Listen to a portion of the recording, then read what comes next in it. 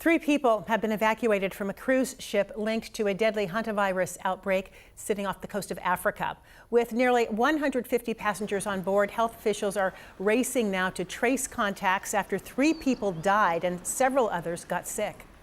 What's happening right now is very real for all of us here.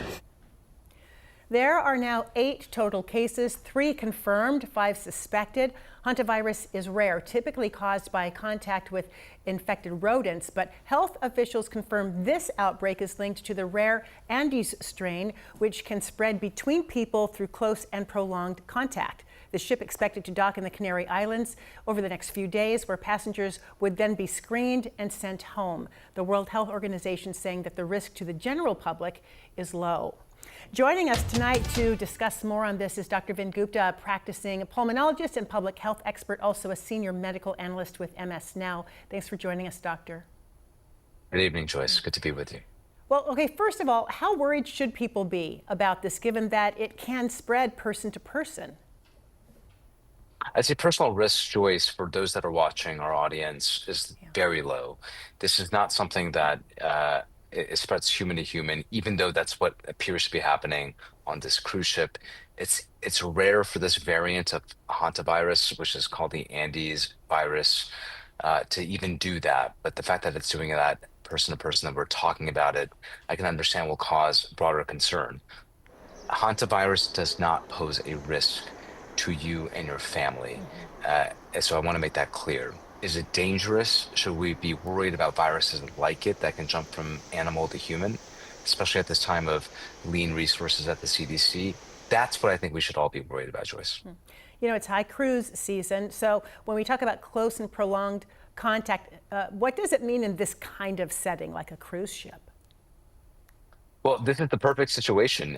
You have a rare occurrence, the Andes virus, otherwise as the South American variant of hantavirus, which is a virus that can cause a flu-like set of symptoms and a mortality rate that is very high, 30 to 40%. So it is a deadly virus.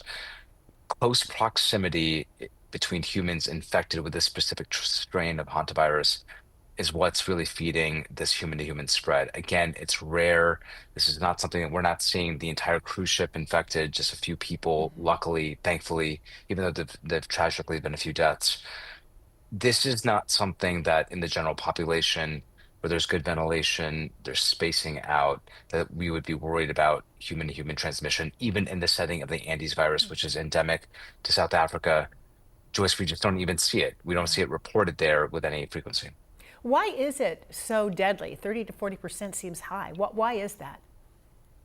It's just a very, we use the term pathogenic in medicine, which is to say that once this virus gets into your body, it can cause significant inflammation in your vital organs and multi-organ dysfunction.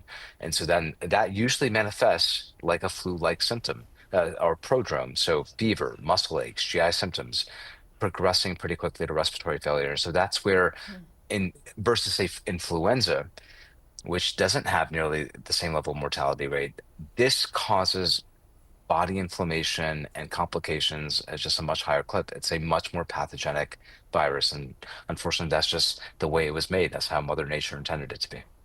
How unusual is it to see so many cases, because it's so rare, this many cases on a ship of about 600 people? Exceptionally rare, and I think this is the reason why it's causing us concern. Is why are we talking about this when we're saying also on the medical side, oh, this is rare, don't worry about it. It's contradictory, and so it is. While this virus is rare, the fact that this is spreading, that we're talking about it, is unusual. And so the questions we have, and that normally the U.S. Centers for Disease Control and their disease surveillance program would be helping us really try to figure out is why is this happening? We think that this virus originated on the cruise ship from a couple that was infected in Argentina, where the Andes virus it originates, and that because of the nature of this virus, it was able to spread person to person. Again, the question here is, did something change with the virus, making it more amenable to human transmission, Joyce? Or is it a series of coincidences? That is a question that the WHO is looking into right now. They're genotyping it. They're looking at the actual genetic code of this virus to see is there something unusual here? Do we need to be worried as a broader public? Initial data suggests there is nothing to worry about. This is not COVID. This is not flu. Right. There is not broad transmission risk. Well, thanks so much for filling us in on this rare occurrence that still has taken at least 3 lives already. Dr. Gupta, thanks so much. We appreciate your time. Thanks, Joyce.